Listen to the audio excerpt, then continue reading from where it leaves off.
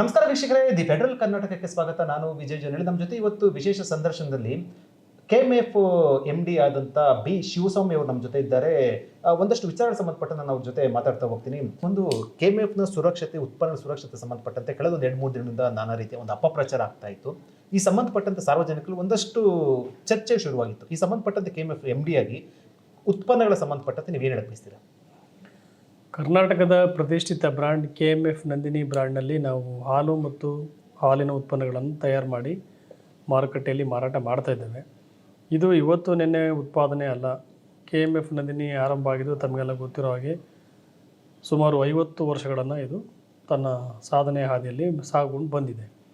ಇತ್ತೀಚೆಗೆ ಕೆಲವರು ಸೋಷಿಯಲ್ ಮೀಡಿಯಾಗಳಲ್ಲಿ ನಂದಿನಿ ಉತ್ಪನ್ನಗಳು ಆಹಾರ ಸುರಕ್ಷಿತವಾದದಂಥದ್ದಲ್ಲ ಮತ್ತು ಸೇವನೆ ಮಾಡಲಿಕ್ಕೆ ಯೋಗ್ಯವಾದದ್ದಂತಲ್ಲ ಮತ್ತು ಇದು ವಿಷಕಾರಿ ಅಂತ ಹೇಳಿ ಸಾಕಷ್ಟು ಈ ಥರದ ಸುಳ್ಳು ಮತ್ತು ಆಧಾರರಹಿತ ಆರೋಪಗಳನ್ನು ಮಾಡ್ತಾ ಇದ್ದಾರೆ.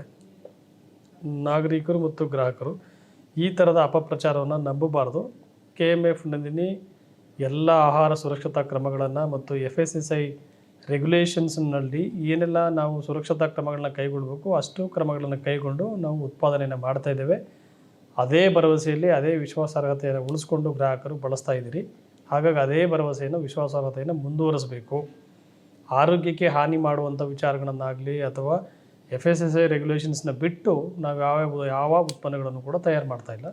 ಇದು ಸಂಪೂರ್ಣವಾಗಿ ಸುರಕ್ಷಿತವಾದ ಮತ್ತು ನಂಬಿಕಾರ್ಹ ಬ್ರ್ಯಾಂಡ್ ನಂದಿನಿ ಬ್ರ್ಯಾಂಡ್. ಓಕೆ, ಯಾರು ಕೂಡ ಈ ರೀತಿ ಅಪಪ್ರಚಾರ ಮಾಡಿದ್ರೆ ಪೋಷಕರು ಆಗಲಿ ಅಥವಾ ಗ್ರಾಹಕರು ಯಾರು ಕೂಡ ಅದಕ್ಕೆ ಆತಂಕಗೊಳ್ಳಬಾರ್ದು, ಆತಂಕಕ್ಕೆ ಒಳಗಾಗಬಾರ್ದು, ಕಿವಿಗೊಡಬಾರ್ದು ಮತ್ತು ಈ ಥರ ಸುಳ್ಳು ಆರೋಪಗಳನ್ನು ಆಧಾರರಹಿತ ಆರೋಪಗಳನ್ನು ನಂಬಬಾರದು ಅಂತ ನಾನು ಮನವಿ ಮಾಡ್ತೇನೆ. KMFನಿಂದ QR ಕೋಡ್ ಸಂಬಂಧಪಟ್ಟಂತೆ ಹೊಸದಾಗಿ ಅದನ್ನು ಚಾಲನೆ ಕೊಡ್ತಾ ಇರುವಂಥದ್ದು ಈ ಸಂಬಂಧಪಟ್ಟಂತೆ ಹಿಂದೆನೂ ಕೂಡ ಪ್ರಸ್ತಾಪ ಆಗಿತ್ತು. ಏನು ಸರ್ QR ಕೋಡ್ ಸಂಬಂಧಪಟ್ಟಂತೆ ಪ್ರಾಡಕ್ಟ್ಸ್? QR ಕೋಡು ಒಂದು ಸುರಕ್ಷಾ ಕ್ರಮ.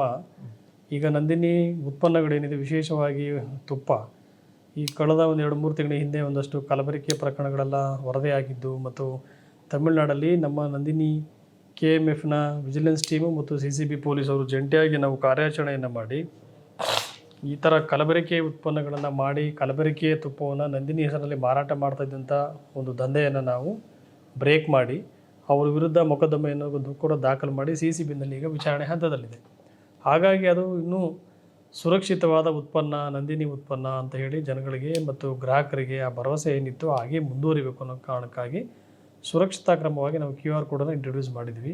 QR ಕೋಡ್ನ ವಿಶೇಷತೆ ಏನು ಅಂತಂದರೆ, ಈ ನಂದಿನಿ ತುಪ್ಪ ಯಾವ ಘಟಕದಲ್ಲಿ ಉತ್ಪಾದನೆ ಆಗಿದೆ ಮತ್ತು ಇದು ಯಾವ ಡಿಪೋನಲ್ಲಿ ಮಾರಾಟ ಆಯಿತು, ಡಿಪೋದಿಂದ ಯಾವ ಹೋಲ್ಸೇಲ್ ಡಿಸ್ಟ್ರಿಬ್ಯೂಟರ್ಗೆ ಹೋಗಿದೆ, ಹೋಲ್ಸೇಲ್ ಡಿಸ್ಟ್ರಿಬ್ಯೂಟರಿಂದ ಯಾವ ರಿಟೇಲರ್ಗೆ ಹೋಯಿತು, ರಿಟೇಲರ್ಗಳಿಂದ ಯಾವ ಗ್ರಾಹಕರಿಗೆ ಇದು ರೀಚ್ ಆಗಿದೆ ಅನ್ನೋದನ್ನು ಕೂಡ ನಾವು ಟ್ರ್ಯಾಕ್ ಮಾಡ್ಬೋದು.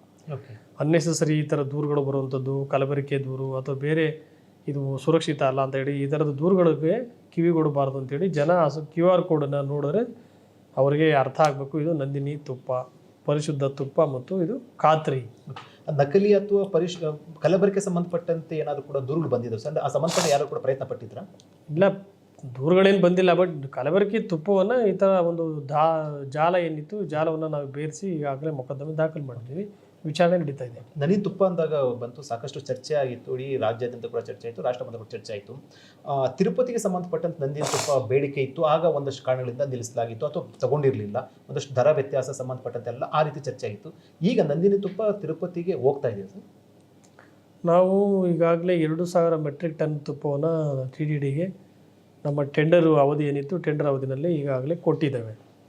ಸೊ ಮತ್ತೆ ಟೆಂಡರ್ ಮಾಡಿದಾಗ ನಾವು ಅದನ್ನು ಪಾರ್ಟಿಸಿಪೇಟ್ ಮಾಡ್ತೇವೆ. ಟೆಂಡರ್ನಲ್ಲಿ ನಾವು ಎಲಿಜಿಬಲ್ ಮೀನ್ಸ್ ಎಲ್ಲವನ್ನು ದರ ನಾವೇ ಆದರೆ ಖಂಡಿತವಾಗಲೂ ಮತ್ತೊಮ್ಮೆ ನಮಗೆ ಕೊಡ್ತಾರೆ. ಓಕೆ, ಅಟ್ ಪ್ರೆಸೆಂಟ್ ಈಗ ತಿರುಪತಿಗೆ ನಂದಿನಿ ತುಪ್ಪ ಹೋಗ್ತಾ ಇಲ್ಲ. ಬೇರೆ ಯಾವ ನಮಗಿಂತ ಕಡಿಮೆ ದರ ಯಾರು ನಮೂದು ಮಾಡಿದ್ರು ಅವರಿಗೆ 1000 ಮೆಟ್ರಿಕ್ ಟನ್ಗೆ ಟೆಂಡರ್ ಆಗಿದೆ. ಓಕೆ, ಅಂದರೆ ಇಷ್ಟು ದಿನ ಬಳಕೆ ಆಗ್ತದೆ ನಂದಿನಿ ತುಪ್ಪ ಇದೆ ಅಲ್ವಾ? ಸೊ ಅದರಿಂದನೂ ಕೂಡ ಒಂದಷ್ಟು ಅಂದರೆ ತಿರುಪತಿ ಲಡ್ಡೆಗೆ ವಿಶೇಷ ಸ್ವಾದ ಬರ್ತಾ ಇದ್ದ ಚರ್ಚೆ ಇತ್ತು. ಸೊ ನಂದಿನಿ ತುಪ್ಪದಲ್ಲಿ ಯಾವುದೂ ಕೂಡ ನಿಮಗೆ ರಾಜಿ ಇಲ್ಲ, ಕಾಂಪ್ರಮೈಸ್ ಇಲ್ಲ ಈ ವಿಚಾರದಲ್ಲಿ.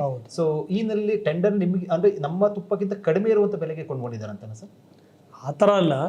ಈಗ ಉತ್ಪಾದಕರು ಸಾಕಷ್ಟು ವಿತರಕರು ಅಥವಾ ಉತ್ಪಾದನೆ ಮಾಡೋಂಥವ್ರು ಸಪ್ಲೈ ಮಾಡಲಿಕ್ಕೆ ತಯಾರಿದ್ದಾಗ ನಾನು 100 ರೂಪಾಯಿಗೆ ಕೊಟ್ಟರೆ ಇನ್ನು ಕೆಲವರು 90 ರೂಪಾಯಿ ಕೊಡ್ಬೋದು.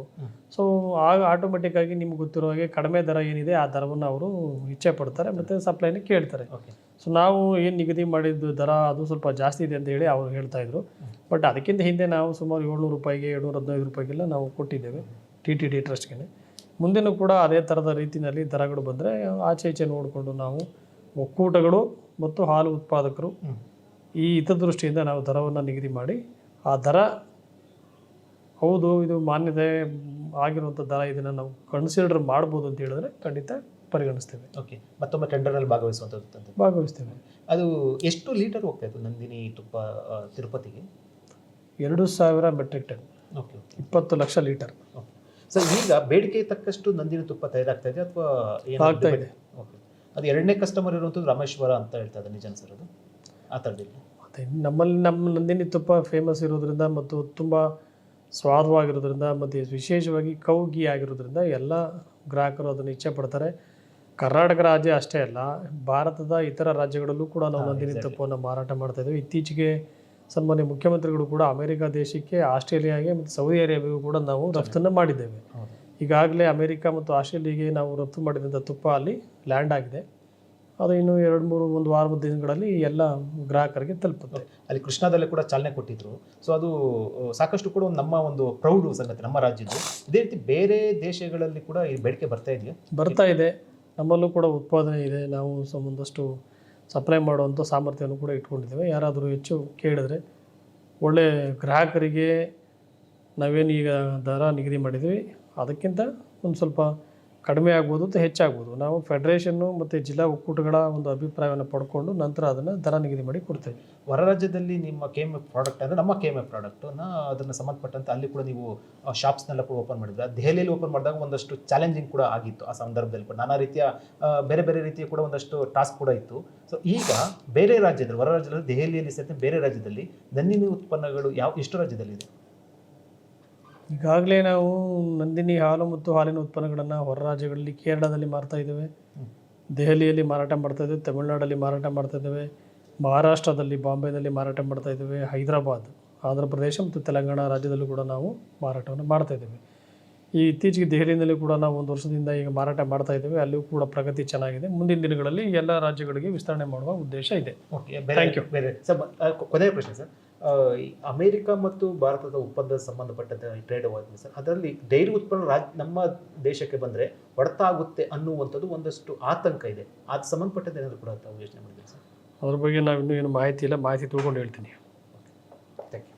ಇದು ಶಿವಸ್ವಾಮಿ ಅವರ KMF MD ಶಿವಸ್ವಾಮಿ ಅವರು ಹೇಳಿಕೆ, ಅವ್ರು ಹೇಳ್ತಾ ಇರುವಂಥದ್ದು KMF ಉತ್ಪನ್ನಗಳೇನಿಲ್ಲ ಅದು ಸಂಬಂಧಪಟ್ಟಂತೆ ಯಾವುದು ಕೂಡ ರಾಜಿ ಇಲ್ಲ ಮತ್ತು ಯಾರು ಕೂಡ ಆತಂಕ ಪಡಬೇಕಾಗಿಲ್ಲ. ಬೇರೆ ರಾಜ್ಯಗಳು ಕೂಡ ಎಲ್ಲ ರಾಜ್ಯಗಳು ಕೂಡ ಈ ಉತ್ಪನ್ನಗಳನ್ನು ಸೇಲ್ ಮಾಡೋ ಸಂಬಂಧಪಟ್ಟಂತೆ ನಾವು ಕ್ರಮ ವಹಿಸ್ತೀವಿ ಅಂತ ಹೇಳಿದ್ದಾರೆ.